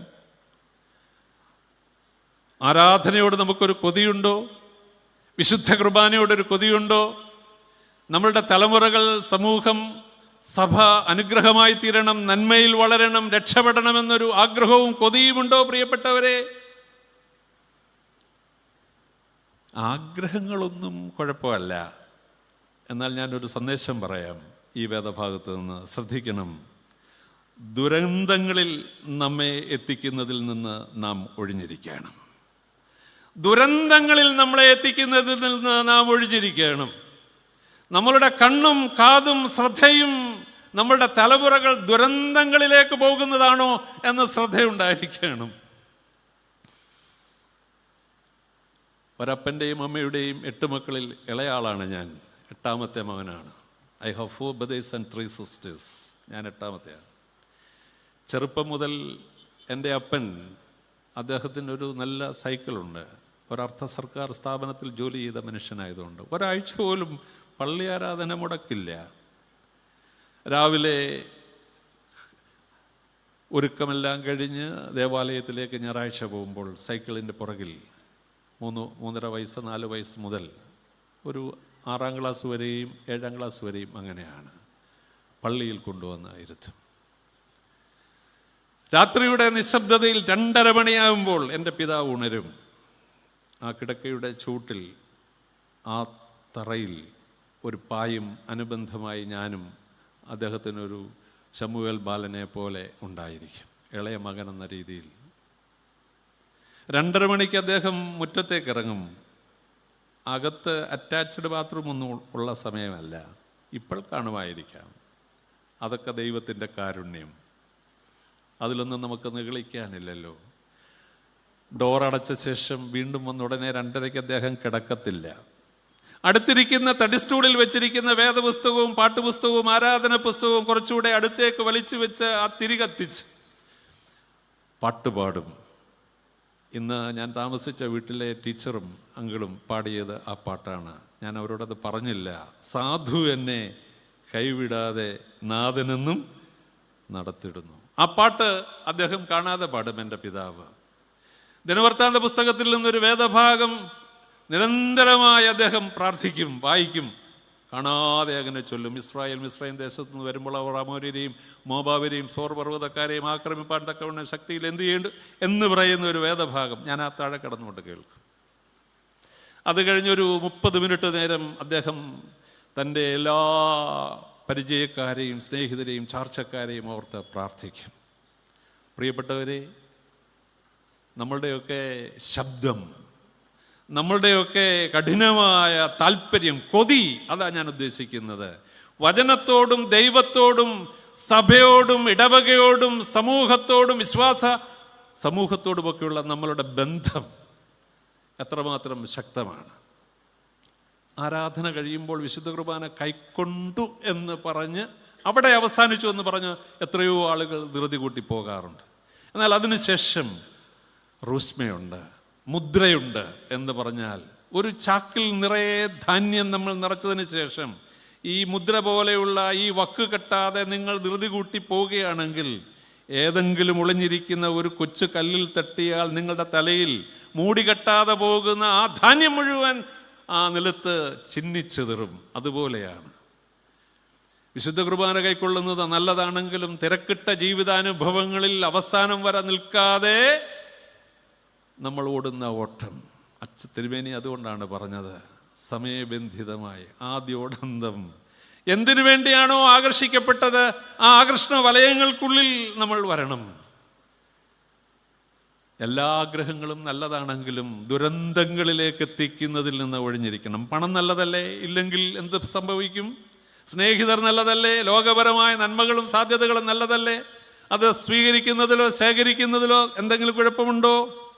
എന്നാൽ വളരെ ശ്രദ്ധിക്കണം, ഇവയിലെല്ലാം ദൈവസാന്നിധ്യത്തിൻ്റെ നിറവ് വളരെ പ്രധാനപ്പെട്ടതാണ്. ദൈവസാന്നിധ്യത്തിൻ്റെ നിറവ്. ഇളയ മകൻ ആഗ്രഹം നിവർത്തിപ്പാൻ പിതാവിനെ സമീപിക്കുമ്പോൾ അവൻ്റെ ചിന്ത എന്താണ്? ജീവിതം പണത്തിന്മേലാണ് കെട്ടുപണി ചെയ്യേണ്ടത് എന്ന് അവൻ വിചാരിച്ചു കാണുമെന്നാണ്. പണമുണ്ടെങ്കിൽ കുഴപ്പമില്ല. എന്നാ കുഴപ്പം? ഒരു കുഴപ്പമില്ല എന്നവൻ ചിന്തിച്ചു കാണും. അങ്ങനെ ചിന്തിക്കുന്ന ഒരുപാട് ആളുകളുണ്ട്. ദേവാലയ പണിയും ദൈവരാജ്യത്തിൻ്റെ ശുശ്രൂഷകൾക്കൊക്കെ പണം ആവശ്യമാണ്. ദൈവത്തിന് നമ്മുടെ കയ്യിൽ പണം ആവശ്യമില്ല. എന്നാൽ ദൈവവേലയ്ക്ക് നമ്മുടെ പണം ആവശ്യമാണ്. ദൈവം നമ്മളുടെ കയ്യിൽ നൽകിയിട്ട് ഒരു ഭിക്ഷക്കാരനെ പോലെ നമ്മുടെ പിറകിൽ നടക്കുന്നില്ലേ പ്രിയപ്പെട്ടവരെ? കൊതിയോടെ കണ്ണുനീരോടെ ദൈവസന്നിധിയിൽ പ്രാർത്ഥിച്ചതിന് ദൈവം യോഗ്യതയില്ലാതിരിക്കുന്ന നമ്മളുടെ കരങ്ങളിൽ നൽകിയിരിക്കുന്ന പണം, സാധ്യതകൾ, ആരോഗ്യം, കഴിവുകൾ, താലന്തുകൾ എവിടെയാണ് മൺമറഞ്ഞിരിക്കുന്നത് പ്രിയപ്പെട്ടവരെ? ജീവിതം പണത്തിന്മേലാണ് കെട്ടുപണി ചെയ്തതെന്ന് പറഞ്ഞാൽ അതിനകത്തിൽ തെറ്റുണ്ട്. അങ്ങനെയല്ല. ആ പണം പോകാൻ അധിക സമയമൊന്നും വേണ്ട. 2, പിതാവിൻ്റെ സാന്നിധ്യമോ ബന്ധങ്ങളുടെ വിലയോ ഇതൊന്നും അവന് വിഷയമല്ലായിരുന്നു. അതൊന്നും ഒരു വിഷയമല്ല. എനിക്ക് വരേണ്ടുന്ന പങ്ക് തരണം. എന്നാൽ സോറി എന്ന് പറയാനായിട്ട് അവന് കഴിഞ്ഞില്ല. അങ്ങനെ പറഞ്ഞാൽ എന്തെല്ലാം കാര്യങ്ങൾ വീണ്ടും ആരംഭിക്കാൻ പറ്റും? പിതാവിൻ്റെ സാന്നിധ്യമോ ബന്ധങ്ങളുടെ വിലയോ അവന് വിഷയമല്ല. 3, പിതാവിൻ്റെ മരണം കഴിഞ്ഞാലേ എല്ലാം അവന് സ്വന്തമായി കിട്ടുകയുള്ളൂ എന്ന് ചിന്തിച്ചു. അതുവരെ അവന് കാത്തിരിക്കാനായിട്ട് ഇഷ്ടവുമില്ല. പിതാവിൻ്റെ മരണം കഴിഞ്ഞാലേ ഇനി എൻ്റേതെന്ന് പറയാൻ സ്വന്തമാണോ, അതുവരെ കാത്തിരിക്കാനുള്ള ക്ഷമയവനില്ല. ഇപ്പോൾ തന്നെ പിതാവ് മരിച്ചു എന്ന് ചിന്തിക്കുന്നതിന് അവന് പ്രയാസവുമില്ല. അതുകൊണ്ടാണ് വരേണ്ടെന്ന പങ്കിങ്ങ് തന്നേര് എന്ന് പറഞ്ഞത്. പ്രിയപ്പെട്ടവരെ, നമ്മൾ ഓർക്കണം. ഞാൻ ഈ അടുത്ത സമയത്ത് ഒരനുഭവം കേട്ടു. ഒരു പിതാവ് എഴുതി വെച്ചത് ശരിയോ തെറ്റോന്ന് എനിക്കറിയത്തില്ല. മക്കൾക്ക് വസ്തുവകളെല്ലാം എഴുതി വെച്ചതിന് ശേഷം അതിൻ്റെ അടിയിൽ ആധാരം എഴുത്തുകാരനെ കൊണ്ട് ഒരു സെൻറ്റൻസ് കൂടെ എഴുതിയിരിക്കും. എന്നെ സൂക്ഷിച്ച് ഓരോരുത്തർ നോക്കുന്നുണ്ട്, ഞങ്ങൾക്ക് എഴുതാൻ കൊള്ളാവുന്നതാണോ എന്നുള്ളത്. ആ പിതാവ് എഴുതി, മക്കളുടെ കാലശേഷം ഇതെല്ലാം എനിക്ക് തന്നെ ഇരിക്കും. മക്കളി എത്താലും ഞാൻ ചാകാൻ പോകുന്നില്ല എന്നാണ്. എന്തൊരു കൊതിയാണെന്നറിയും. പാടാനൊന്നും ഒരു കുഴപ്പമില്ല, ദയവായി ക്ഷമിക്കണം. ഇപ്പം ലാസ്റ്റിൽ പാടിയ പാട്ട്, ഭയങ്കര പാട്ട്. ആ പാട്ടിൻ്റെ ഏതായിരുന്നു? എൻ പ്രിയനെപ്പോൾ. ഈ മണ്ണ് എനിക്കൊരു വിഷയമേ അല്ല. ചോദിച്ചു നോക്കണം മണ്ണ് വിഷയമാണോ. ഈ സ്കൂട്ടർ കയറുന്നിടത്ത് ആ ഓട്ടോറിക്ഷ ഒന്ന് കയറാൻ ഒരു ചുവട് സ്ഥലം ഇവിടെ ഉള്ളവർ കൊടുക്കുമായിരിക്കും.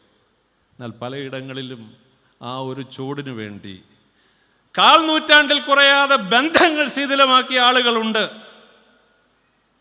ഒരിടവകയുടെ രജിസ്റ്ററിലും ഒരപ്പത്തിൻ്റെ അംശയിൽ ഒരു പാനപാത്രത്തിൻ്റെ നിറവിൽ ആസ്വദിക്കുന്ന തിരുശരീരത്തിൻ്റെ കൂട്ടായ്മക്കാരായിരിക്കുന്ന എത്രയോ ആളുകൾ ഈ പാട്ടിൽ പര്യവസാനിപ്പിച്ച് ജീവിതത്തിൻ്റെ അനുഭവങ്ങളിൽ ലെവലേശം തൊട്ടുതീണ്ടാത്ത ആത്മീയ യാത്ര. പ്രിയപ്പെട്ടവരെ, ഓർക്കണം, വേദഭാഗം ശ്രദ്ധിച്ചാൽ ദൂരദേശത്ത് എത്തിയവൻ ദുരന്ത മേഖലകളിലൂടെ കടന്നു പോകുവാൻ തുടങ്ങിയിരിക്കുന്നു. ഞാൻ ആവർത്തിച്ചത് പറഞ്ഞു. ദുരന്തം എന്താണ്? ദുരന്തമെന്ന് പറയുന്നത് തിരിച്ചറിയണം. ലോകവും ദൈവവും കൈവെടിഞ്ഞ അവസ്ഥയാണ്. ഭക്ഷണം ഇറക്കാൻ പറഞ്ഞാൽ ഇറക്കുമോ? ഏലിയാവ് യാത്ര ആരംഭിച്ചപ്പോൾ ദൈവം തമ്പുരാൻ തന്നെ പറഞ്ഞു, പോകുക, ഞാനവിടെ എല്ലാ ക്രമീകരണങ്ങളും ചെയ്തിട്ടുണ്ട്. കൃത്യസമയമാകുമ്പോൾ തെറ്റാതെ എല്ലാ നന്മകളും നിന്റെ ശുശ്രൂഷയ്ക്ക് തടസ്സമാകാതെ, നിന്റെ ജീവന് ഭീഷണിയാകാതെ വരും. പോകുക. ഇവൻ്റെ കയ്യിൽ അത് കിട്ടുന്നുണ്ടോ? ഓർക്കണം പ്രിയപ്പെട്ടവരെ, ആഗ്രഹം നല്ലതാണ്, ലോകത്തിലെ നന്മകൾ നല്ലതാണ്. ദൈവമില്ലാതിരിക്കുന്ന സാധ്യതകളും അനുഗ്രഹങ്ങളും അത് ഒരു കാലത്ത് നമ്മൾ വില കൊടുത്തേ മതിയാവൂ. ലോകവും ദൈവവും കൈവടിയുന്ന അവസ്ഥ. അവസാനത്തെ കാശും തീർന്നു. എന്നാൽ ഞാൻ പറയും തീർന്നതല്ല, തീർത്തു. ദൈവം തമ്പുരാൻ തീർത്തു, വേഗം തീർത്തു. പാഠങ്ങൾ പഠിക്കണം. നഷ്ടപ്പെടാതിരിക്കാൻ ഒരു പിതാവ് കാത്തിരിക്കുന്നു. കർത്താവ് ദൈവസിംഹാസനത്തിൻ്റെ വലതുഭാഗത്ത് നാം ചെയ്യുന്ന ഓരോ ദുഷ്ടതയ്ക്കുമെതിരായി ഇന്നും മധ്യസ്ഥത ചെയ്തിട്ട് വർഷം നിൽക്കട്ടെ എന്ന് പറഞ്ഞ് കാത്തു നിൽക്കുകയാണ്.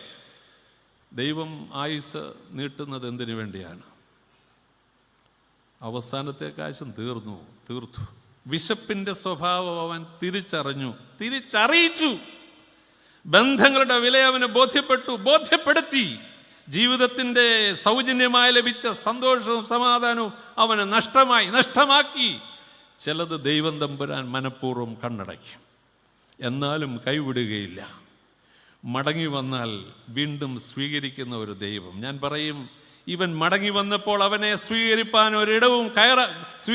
ഒരാളും കയറാൻ ഒരു ഇടവുമില്ലായിരുന്നുവെങ്കിൽ അവൻ്റെ ഗതി അധോഗതിയായി തീർന്നേനെ. അവനെ സ്വീകരിപ്പാൻ സ്നേഹമുള്ള ഒരു പിതാവുണ്ട്. പരാതികൾ പറഞ്ഞ് ദൂരത്തേക്ക് അയക്കുവാൻ ശ്രമിക്കുന്ന സഹോദരനുണ്ടെങ്കിലും അതിനെ എല്ലാം ഖണ്ഡിച്ചാണ് ആ പിതാവ് കാത്ത് നിൽക്കുന്നത്. കണക്കില്ലാത്ത സാധ്യത കൈമുതലാകുമ്പോൾ ആത്മീയ ശക്തിക്കും ധാർമ്മിക ചിന്തകൾക്കും എന്ത് വില? ഈ ചോദ്യം നമ്മൾ ചോദിക്കണം.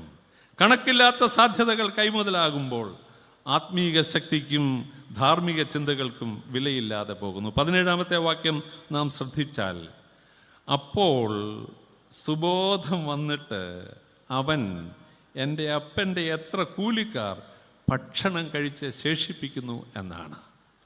കുടുംബ പശ്ചാത്തലത്തിൽ പ്രിയപ്പെട്ടവരെ നമ്മൾ ശ്രദ്ധിക്കണം. ഈ ജീവിതയാത്രയിൽ അപ്പോൾ സുബോധം വന്നിട്ട് അവൻ എൻ്റെ അപ്പൻ്റെ എത്ര കൂലിക്കാർ ഭക്ഷണം കഴിച്ച് ശേഷിപ്പിക്കുന്നു. ഇതുവരെ അവന് ഇല്ലാത്തതൊന്ന് വന്നു ചേർന്നതുപോലെയാണ് ആ വാക്യത്തിൽ. അപ്പോൾ അവൻ എന്തു വന്നു? സുബോധം വന്നു എന്നാണ് എഴുതിയിരിക്കുന്നത്.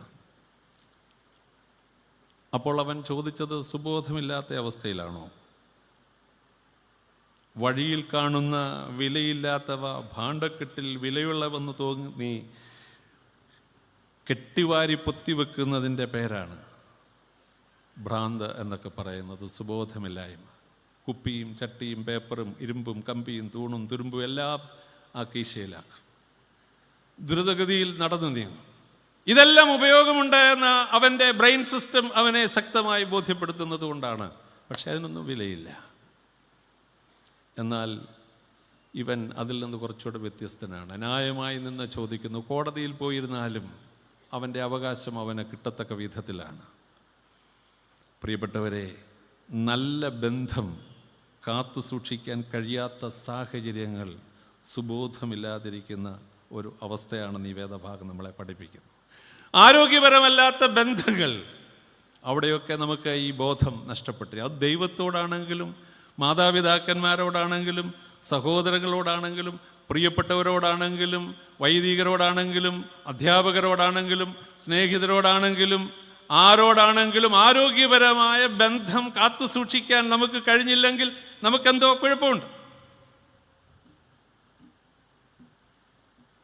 ട്രെയിനിൽ യാത്ര ചെയ്ത ഒരു മധ്യവയസ്കനാണോ എന്ന് ചോദിച്ചാൽ അല്ല, വൃദ്ധനാണോ എന്ന് ചോദിച്ചാൽ അല്ല, അയാൾ രണ്ടിൻ്റെ മധ്യത്തിൽ നിൽക്കുന്ന ഒരാളാണ്. അദ്ദേഹത്തിൻ്റെ കയ്യിൽ സാമാന്യം ഭേദപ്പെട്ട ഒരു ബാഗുണ്ട്. ട്രെയിനിൽ കയറിയപ്പോൾ തൊട്ടടുത്ത സീറ്റിൽ അത് വെച്ചു. കാരണം ആരും അവിടെ വന്ന് ഇരിക്കാതിരിക്കാൻ, കുറഞ്ഞ സ്വാതന്ത്ര്യത്തോടെ ഒന്ന് ഇരിക്കാൻ വേണ്ടിയായിരിക്കും. ആളുകൾ നീങ്ങി നിൽക്കുന്നുണ്ട്. ആളുകൾ വന്ന് ചോദിച്ചു, ഇത് സാറിൻ്റെയാണ്, അച്ഛൻ്റെയാണ്, അങ്കിളുടെയാണ്? അതൊരു കൂട്ടുകാരൻ്റെയാണ്, സ്നേഹിതൻ്റെയാണ്. അതൊരു സ്നേഹിതൻ്റെയാണ്. എന്നാൽ അയാളുടെയാണ് സ്നേഹിതൻ. ആളുകളെല്ലാം നിൽക്കുകയാണ്. എന്നാൽ ഒരു സ്നേഹിതൻ വന്നിട്ട് ചോദിക്കുന്നു, അതിപ്പോഴും പറഞ്ഞു ഇതെൻ്റെ ഒരു സ്നേഹിതൻ്റെ, ഇവിടെ ഒരു സ്നേഹിതൻ വെച്ചിട്ട് പോയാൽ ആ സ്നേഹിതൻ വരുന്നിടം വരെ ഞാൻ സൂക്ഷിച്ചോളാം, ഞാനിവിടെ ഇരിക്കുക. വരുമ്പോൾ എഴുന്നേറ്റ് കൊടുക്കും. പക്ഷെ ട്രെയിൻ വിട്ടിട്ടും സ്നേഹിതൻ വന്നില്ല.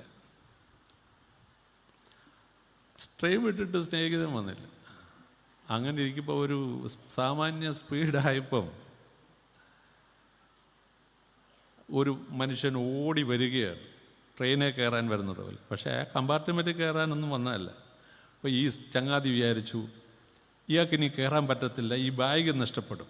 സോറി എന്ന് പറഞ്ഞതിന് ശേഷം ശങ്കളെ 1 മിനിറ്റ് എന്ന് പറഞ്ഞ ശേഷം ഈ ബാഗ് എടുത്ത് പെട്ടെന്ന് വഴി കൊണ്ടുവന്നു, ഡോറിൻ്റെ അവിടെ കൊണ്ടുവന്നിട്ട്, സ്നേഹിത നിൻ്റെ ബാഗ്, നീ കയറാൻ പറ്റിയില്ല, നിൻ്റെ ബാഗ് നഷ്ടപ്പെടാതിരിക്കട്ടെ. നിങ്ങൾ വായിക്കണം, ഞാൻ ആ വാക്ക് ഉപയോഗിക്കുന്നതിൽ ക്ഷമിക്കണം. ഇത്രയും അഹങ്കാരമുള്ള മനുഷ്യർ, ഒരുത്തിന് ഇടം കൊടുക്കാതെ സ്വാർത്ഥതയോടുകൂടെ നീങ്ങുന്ന മനുഷ്യർ. വചനത്താൽ നമ്മളുടെ ഹൃദയം ശോധന ചെയ്യണം പ്രിയപ്പെട്ടവരെ, നന്നായി ശോധന ചെയ്യണം. സ്വാർത്ഥരായി തീരുന്നവർക്ക് അല്ലെങ്കിൽ തീരുവാൻ ശ്രമിക്കുന്നവർക്ക് മാനസികാരോഗ്യം വേണ്ട വിധത്തിൽ ഉണ്ടായെന്ന് വരില്ല.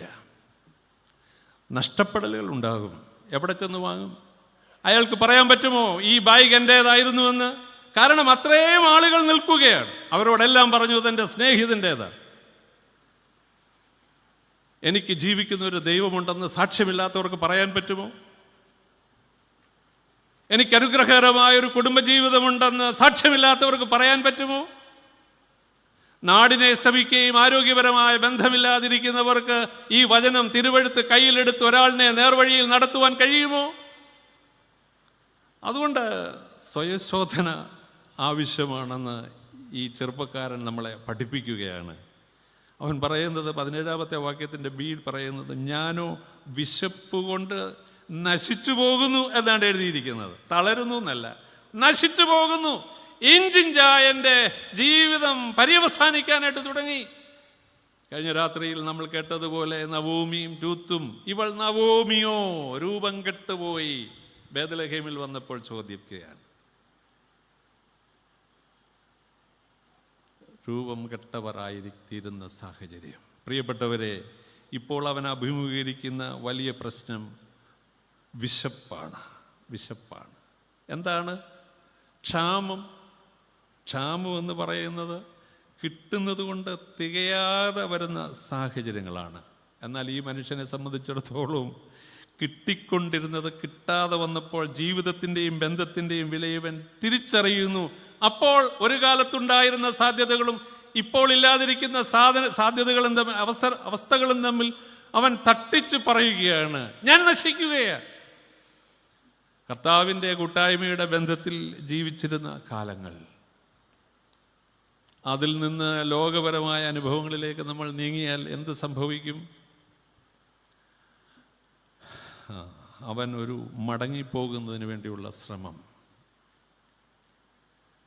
റിട്ടേൺ ത്രൂ റിയലൈസേഷൻ, മനഃപൂർവമായ ഒരു തിരിച്ചുപോക്ക്, മടങ്ങി വന്നേ മതിയാവൂ. ഈ കൺവെൻഷൻ്റെ യോഗങ്ങളെല്ലാം അടുത്ത ദിനങ്ങളിലെല്ലാം അത്തരുണത്തിലാണ് വചന കേൾവി എന്ന് ഞാൻ വിശ്വസിക്കുന്നു. പ്രിയപ്പെട്ടവരെ, ക്രിസ്തീയ ജീവിതം ആരംഭിക്കുന്നത് ബോധ്യപ്പെടലുകളിലൂടെ ലഭിക്കുന്ന തീരുമാനങ്ങളിലാണ്. അതാണ് നമുക്ക് കിട്ടുന്ന മറ്റൊരു ചിന്ത. ക്രിസ്തീയ ജീവിതം ആരംഭിക്കുന്നത്, അർത്ഥവത്തായ ഒരു ജീവിതം ആരംഭിക്കുന്നത് ബോധ്യപ്പെടലുകളിലൂടെ ലഭിക്കുന്ന തീരുമാനങ്ങളിലാണ്. ഓരോ നന്മകൾ ഉണ്ടാകുമ്പോൾ പ്രാർത്ഥനകൾ അവസാനിക്കുകയല്ല, ദൈവിക ബന്ധം കുറയുകയല്ല. ഓരോ പടികൾ ദൈവം ഉയർത്തുമ്പോൾ വിനയപ്പെടുകയാണ്. അതാണ് ലൂക്കോസ് വിശേഷത്തിൽ പറയുന്നത്. കീറാറായ വല, ഒന്നുമില്ലാതെ രാപകൽ അധ്വാനിച്ച്, രാത്രി മുഴുവൻ അധ്വാനിച്ചു, കൂട്ടുവാൻ പോലും ഒന്നുമില്ലാതെ കൂര തേടുവാൻ ആഗ്രഹിക്കുന്നവനെ വീണ്ടും അധ്വാനിപ്പാൻ സജ്ജമാക്കുമ്പോൾ വല നിറയെ മീൻ കിട്ടിയിരിക്കുന്ന സന്ദർഭത്തിൽ അവിടെ എഴുതിയിരിക്കുന്നു, യേശുവിൻ്റെ കാൽക്കൽ വീണു എന്നാണ് പീറ്ററിനെ കുറിച്ച് പറഞ്ഞിരിക്കുന്നത്. കാൽക്കൽ വീണു. നമുക്കൊരു അനുഗ്രഹം ലഭിക്കുമ്പോൾ അഹങ്കരിക്കുകയാണോ അനുദപിക്കുകയാണോ ആവശ്യം? നമുക്കൊരനുഗ്രഹം ലഭിച്ചപ്പോൾ ആദ്യം ഈ ഇളയ പയ്യൻ പറയുകയാണ്, ഈ പണത്തിൻ്റെ മേലാണ് എൻ്റെ ജീവിതം കെട്ടുപണി ചെയ്യുന്നത്. പണത്തിൻ്റെ മേലല്ല. മെഡിക്കൽ കോളേജിൽ എൻ്റെ അപ്പൻ മരണപ്പെട്ടത് ക്യാൻസറായിട്ടാണ്. എൻ്റെ ഒരു സഹോദരൻ മരണപ്പെട്ടത് 42-ാം വയസ്സിൽ ക്യാൻസറായിട്ടാണ്. 2 കൈക്കുഞ്ഞുങ്ങളെ എൻ്റെ കയ്യിൽ തന്നിട്ട് എൻ്റെ സഹോദരൻ പറഞ്ഞു, ഞാനിവിടുന്ന് യാത്ര പോകുന്നു. ഈ കുപ്പായം ഇട്ടുകൊണ്ട് RCCയിൽ ഞാൻ ആ വീൽ ചെയർ തള്ളുമ്പോൾ ശബ്ദിക്കാൻ പോലും കഴിവില്ലാതെ ഒരു നിമിഷം ആ കോറിഡോറിൽ നിർത്തിയിട്ട് എൻ്റെ സഹോദരൻ പറഞ്ഞു, കാക്കക്കീട് മാറാത്ത എൻ്റെ കുഞ്ഞുങ്ങളെ നോയിക്കൊള്ളണം. ഒന്നിന് 4 വയസ്സും ഒന്നിന് 2 വയസ്സും. 2 കുഞ്ഞുങ്ങളും ഇന്ന് എൻജിനീയറിംഗ് ബിരുദം കഴിഞ്ഞ് യൂറോപ്യൻ രാജ്യങ്ങളിലാണ് കുടുംബമായി. ഞാൻ പറഞ്ഞത്, നമുക്ക് ചില കടപ്പാടുകളുണ്ട്. പണത്തിന് നമ്മളുടെ രോഗത്തെ അതിജീവിപ്പിക്കാൻ കഴിയുമെന്ന് ചോദിച്ചു കഴിഞ്ഞാൽ, ആ മരുന്നിൻ്റെ കൂടെ ദൈവം തമ്പുരാനോട് ഇടപെട്ടാൽ, മരുന്നില്ലാതെയും ദൈവം ഇടപെടും. ഒരുപാട് അനുഭവങ്ങളുണ്ട്. അതെല്ലാം ദൈവത്തോടുള്ള നമ്മളുടെ പരമാർത്ഥമായ ഹൃദയത്തിൻ്റെ ബന്ധമാണ്. ക്രിസ്തീയ ജീവിതം ആരംഭിക്കുന്നത് ബോധ്യപ്പെടലുകളിലൂടെ ലഭിക്കുന്ന തീരുമാനങ്ങളിലാണ്. അതുകൊണ്ട് ഈ പന്തലിൽ നിന്ന് നമ്മൾ ഈ രാത്രി മടങ്ങിപ്പോകുമ്പോൾ, ഞാൻ നീട്ടിക്കൊണ്ടു പോകുവാനായിട്ട് ആഗ്രഹിക്കുന്നില്ല, വളരെ ദൂരെ നിന്ന് പ്രിയപ്പെട്ടവർ വന്നിട്ടുണ്ട്. ചില ബോധ്യപ്പെടലുകൾ നമ്മുടെ മുൻപിലേക്ക് നൽകുകയാണ്. അത് തീരുമാനങ്ങളിൽ വന്നതിന് ശേഷം ജീവിതത്തിൻ്റെ അവസാന നാൾ വരെയും അതിനെ നിവൃത്തിയാക്കുവാൻ നമുക്ക് കഴിയണം. 18-ാമത്തെ വാക്യത്തിൽ ഇങ്ങനെ പറയുന്നു, ഞാൻ എൻ്റെ അപ്പൻ്റെ അരികിൽ ചെന്ന് അവനോട് എന്ത് പറയും? അപ്പാ, ഞാൻ സ്വർഗത്തോടും നിന്നോടും പാപം ചെയ്തിരിക്കുന്നു. Lord, I have made some mistake. എനിക്ക് തെറ്റുപറ്റി. Really, I am a sinner. Forgive me, Lord, once again, fully committed. Commit in your mighty hands before you, Lord. പൂർണ്ണമായിട്ട് സബ്മിറ്റ് ചെയ്യുകയാണ്, സറണ്ടർ ചെയ്യുകയാണ്. കർത്താവേ, ക്ഷമിക്കണമേ. നമുക്കിങ്ങനെ പ്രാർത്ഥിക്കാനായിട്ട് കഴിയുമോ? മകനെ മകനെന്ന പിന്നെ അവൻ പറയുന്നത് അങ്ങനെയാണ്, മകനെന്ന പേരിന് ഞാൻ യോഗ്യനല്ല. ആദ്യം ചെന്നിട്ട് പറയുന്നത്, ഞാൻ എൻ്റെ അപ്പൻ്റെ അരികിൽ ചെന്നിട്ട് അവരോട് പറയും, അപ്പാ, ഞാൻ സ്വർഗത്തോട് നിന്നോട് എന്ത് ചെയ്തിരിക്കുന്നു? പാപം ചെയ്തിരിക്കുന്നു. ഈ വചന കേൾവിയിൽ ഓരോ ദിവസത്തേതും കഴിയുമ്പോൾ, ദൈവമേ, ഞാൻ നിന്നിൽ നിന്ന് എത്രയും അകലമാണ്. ഇന്ന് വന്യ തിരുമേനി രാവിലെ നമ്മുടെ ഷിബുവച്ചൻ ക്ലാസ് എടുത്തപ്പോൾ പറഞ്ഞു, നിങ്ങൾ ചോദ്യം ചോദിക്കണം. ചോദ്യം ചോദിക്കുമ്പോൾ നിങ്ങൾ ഉത്തരത്തിനോട് അടുക്കുന്നു. എത്ര വലിയ ആശയമാണ്. ചോദ്യം ചോദിക്കാത്തവർക്ക് ഉത്തരം കിട്ടുക മാത്രമല്ല, ആ ചോദ്യത്തിൻ്റെ ഉത്തരത്തോട് നമ്മൾ അടുക്കുകയാണ്. അത് നൽകുന്ന ആ ചോദ്യത്തിൻ്റെ മറുപടിയോട് നമ്മൾ അടുക്കുകയാണ്. ദൈവം ആരാണെന്നറിയുവാൻ, കുരിശിൽ നിന്ന് നമ്മൾ എന്തുമാത്രം അകലെന്നറിയുവാൻ ദൂരെ നിന്ന് പഠിക്കുകയല്ല, അന്വേഷണം നടത്തുകയല്ല. അന്വേഷണത്തോടൊപ്പം കുരിശിൻ്റെ ചുവട്ടിലേക്ക് യാത്ര ചെയ്തെങ്കിൽ മാത്രമേ എത്രമാത്രം ഞാൻ കുരിശിൽ നിന്ന് അകന്നു എന്ന് തിരിച്ചറിയാനായിട്ട് സാധിക്കുള്ളൂ. ഓരോ ദിവസത്തെയും വചന കേൾവി ദൈവത്തിൽ നിന്ന് നാം എത്രമാത്രം അകന്നുവെങ്കിൽ, ആ കുരിശിൻ്റെ വഴികളിൽ നിന്ന് എന്തുമാത്രം അകന്നുവെങ്കിൽ, വചന കേൾവിയിലൂടെ നമ്മൾ തിരിഞ്ഞു നടക്കുകയാണ്. അടുത്തടുത്ത് വരുമ്പോഴാണ് അകന്നുപോയതിൻ്റെ ദൂരം നമുക്ക് തിരിച്ചറിയുവാൻ കഴിയുന്നത്. മകനെന്ന പേരിന് ഞാൻ യോഗ്യനല്ല, ഒരു ബോധ്യപ്പെടുത്തലാണ്. പാപിയാണെന്നുള്ള ഒരു ബോധ്യപ്പെടുത്തൽ. കൂലിക്കാരിൽ ഒരുവനെ പോലെ ആയിത്തീരുവാനുള്ള യോഗ്യത പോലും ഇല്ലാതിരിക്കെ കെഞ്ചുകയാണ്. അങ്ങനെയെങ്കിലും ആയിത്തീരാൻ സാധ്യത ഉണ്ടായെങ്കിൽ ഈ കാര്യങ്ങളെല്ലാം അവൻ പറയുമ്പോൾ അവൻ്റെ മനസ്സിൽ വേറൊരു കാര്യങ്ങളോട് അവൻ ഗുഡ് ബൈ പറയുന്നുണ്ട്. വീടിന് ഗുഡ് ബൈ പറഞ്ഞവനാണ്, അപ്പന് ഗുഡ് ബൈ പറഞ്ഞവനാണ് ഒരിക്കലവൻ. ഇപ്പോൾ അവൻ എന്ത് പറയുന്നു? ഈ ചിന്ത അവനെ ഭരിക്കുമ്പോൾ അപ്പൻ ആരോ ആണെന്ന ചിന്ത അവൻ വെടിഞ്ഞു. അപ്പൻ്റെ വാക്കുകൾ ഒരു പഴഞ്ചൻ വാക്കാനായിട്ട് അവൻ കണ്ടവൻ ദൂരദേശത്തേക്ക് പോയപ്പോൾ അങ്ങനെയല്ല, അപ്പൻ്റെ വാക്കിനും സാന്നിധ്യത്തിനും വലിയ വിലയുണ്ട് എന്നവൻ തിരിച്ചറിഞ്ഞു. നമ്മളുടെ ജീവിതത്തിൽ എത്രയോ പ്രാവശ്യം നമ്മൾ തിരിച്ചറിഞ്ഞിട്ടുണ്ട് പ്രാർത്ഥനയുടെ വില, കണ്ണുനീരിൻ്റെ വില. മാർത്തോമ സഭയിലെ ഒരു ഭദ്രാസന ക്ലർജി കോൺഫറൻസ് നടക്കുമ്പോൾ കത്തോലിക്ക സഭയിലെ ഒരു അച്ഛൻ ഒരു ജീവിതാനുഭവം പറഞ്ഞു. ഇന്ന് രാവിലെ വിശുദ്ധ കുർബാനയെക്കുറിച്ചായിരുന്നു പ്രിയപ്പെട്ട അച്ഛൻ ക്ലാസ് എടുത്തത്. അത് കഴിഞ്ഞതിന് ശേഷം ഒരു കൺക്ലൂഡിങ് ടൈമൊക്കെ ഉണ്ടായിരുന്നു. വിശുദ്ധ കുർബാനയുടെ അർത്ഥവും ആഴവും കണ്ടിട്ട് പോകുന്ന സാഹചര്യങ്ങളിൽ അവിടെ വന്നിട്ട് അത് കൈക്കൊള്ളാതെ പോകുന്ന ഒരു അനുഭവം എത്രയോ ഇടവകളിൽ. അച്ഛൻ പറയുന്നത്, എൻ്റെ ആദ്യ കുർബാന ആദ്യമായിട്ട് അച്ഛൻ കുർബാന ചൊല്ലുകയാണ്. അന്ന് എൻ്റെ അമ്മ ആ ദേവാലയത്തിൻ്റെ മുൻപിൽ ഉണ്ടായിരുന്നു എന്നാണ് അച്ഛൻ പറയുന്നത്. ആ മുൻപിൽ വന്നിരിക്കുന്നതിൻ്റെ കാരണം തൻ്റെ കുഞ്ഞ് ആദ്യ കുർബാന ചൊല്ലുമ്പോൾ അവന് വേണ്ടി പ്രാർത്ഥിക്കുവാനും അദ്ദേഹത്തിന് വേണ്ടി പ്രാർത്ഥിക്കുവാനും ആ അനുഗ്രഹം സ്വീകരിപ്പാനുമാണ്. വിശ്വാസ സമൂഹത്തോട് ചേർന്ന് ധാരാളം ആളുകളുണ്ട്. പക്ഷെ അമ്മയ്ക്കൊരു പ്രത്യേക അല്ലെങ്കിൽ ഒരു പ്രശ്നമുണ്ടായിരുന്നു. ക്യാൻസർ ബാധിതയായിരുന്നു. അവിടെ റേഡിയേഷനൊക്കെ എടുത്ത് കീമോയൊക്കെ എടുത്ത് ഈ തലമുടിയെല്ലാം പോയി തലയിൽ ഇങ്ങനെ വലിച്ചു കെട്ടിയിരിക്കുകയാണ് ഒരു തുണി. ആരാധനയുടെ രണ്ടാം ഭാഗം വരുമ്പോൾ ഈ അപ്പവീഞ്ഞുകളെ വാഴ്ത്തി, ഈ അപ്പം നമ്മളുടെ കർത്താവായ യേശു മശിഹായുടെ തിരുശരീരമായിരിക്കാൻ പരിശുദ്ധ റൂഹ ഇതിനെ ശുദ്ധീകരിക്കുമാറാകട്ടെ എന്ന് പറഞ്ഞ് ആവസിപ്പിക്കുമ്പോൾ ആ മുറിക്കുന്ന സന്ദർഭത്തിൽ അമ്മ സൂക്ഷ്മതയോടെ ശ്രദ്ധിച്ചിരുന്നു. ഈ അപ്പം മുറിച്ച് കയ്യിൽ അങ്ങനെ വെച്ച് പ്രാർത്ഥിച്ചുകൊണ്ടിരിക്കുമ്പോൾ ഈ അമ്മ വിശ്വാസ സമൂഹത്തിൻ്റെ മുൻപിൽ എഴുന്നേറ്റ് നിന്നിട്ട് ഇങ്ങനെ പറഞ്ഞു, കർത്താവേ, നീ എനിക്ക് വേണ്ടി എനിക്ക് നൽകിയ എൻ്റെ മടിത്തട്ടിൽ തന്ന ഈ കുഞ്ഞിനെ ഞാൻ നിനക്ക് വേണ്ടി നിവേദിച്ച് ഈ വിധത്തിലൊരു ശുശ്രൂഷകനായി ഇരിക്കുമ്പോൾ അവൻ്റെ ഈ പ്രത്യേകമായ ഈ ആരാധനാ സമയത്ത് എൻ്റെ കുഞ്ഞിൻ്റെ കയ്യിലിരിക്കുന്ന ശരീരം നിൻ്റേതാണെങ്കിൽ എൻ്റെ ഈ വലിയ മാരകമായ രോഗത്തിന് എനിക്ക് സൗഖ്യം നൽകണം. ആ കോൺഫറൻസിൽ അച്ഛൻ പറയുന്നു, 3 മാസം കഴിയുമ്പോൾ വീണ്ടും അമ്മയെ കൊണ്ടുചെല്ലണമെന്ന് പറഞ്ഞു.